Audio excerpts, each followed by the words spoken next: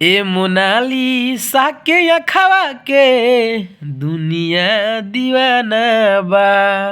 नमस्ते नमस्कार प्रणाम, हम भोजपुरी राइटर अखिलेश अकेला एक फिर से न्यू धमाका सॉन्ग लेके आ गए हैं आप लोगों के बीच।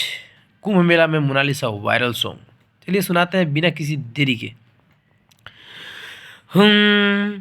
ना ही माला लेला ना ही पैसा देला, हमारा पीछे पीछे घूमे सारा मेला। ना ही माला लेला ना ही पैसा देला, हमारा पीछे पीछे घूमे सारा मेला। हाथों में लेके चली दूध राक्ष के खजाना बा।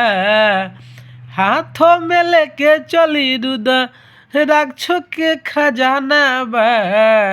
ए मोनालिसा के अखवा के दुनिया दीवाना बा। ए मोनालिसा के अखवा के दुनिया दीवाना बा।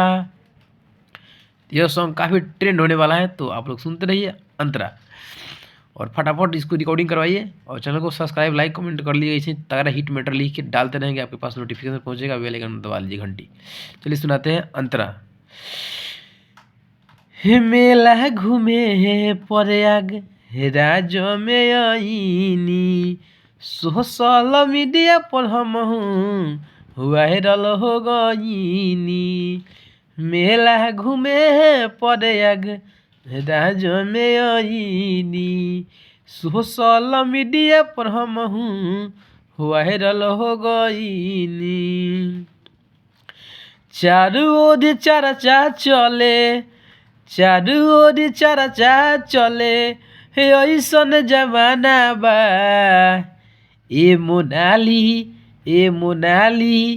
मोनालिसा के अखवा के दुनिया दीवाना बा।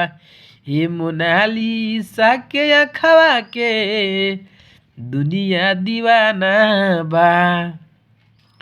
तो यह काफ़ी तगड़ा हिट मैटर है, तो आप लोग इसको गा सकते हैं और धमाल मचा सकते हैं। बहुत ट्रेंडिंग में चल रहा है, तो सोचें कि हम इस पर सॉन्ग अच्छा बना देते हैं। तो आपको गाना होगा तो हमसे संपर्क कर सकते हैं। मोबाइल नंबर है 8708892983। इस पर कॉल करके सॉन्ग लिखवा सकते हैं न्यू। और पर्सनली सॉन्ग लिखवाना चाहते हैं तो व्हाट्सएप पर मैसेज कर दीजिए। चलिए सेकेंड अंतरा सुनाते हैं। यूपी बिहार के लड़का घूमे कुंभ आइले, देख के ये स्माइल देखले ये स्माइल, जब से पागल हो गईले। यूपी बिहार के लड़का घूमे कुंभ आइले, देखले ये स्माइल, जब से पागल हो गईले। हे राइटर अखिलेश साथे रहत रोजाना बा। हे राइटर अखिलेश साथे रहत रोजाना बा। ए मोनालिसा के अखवा के दुनिया दीवाना बा। हे मोनालिसा के अखवा के दुनिया दीवाना बा।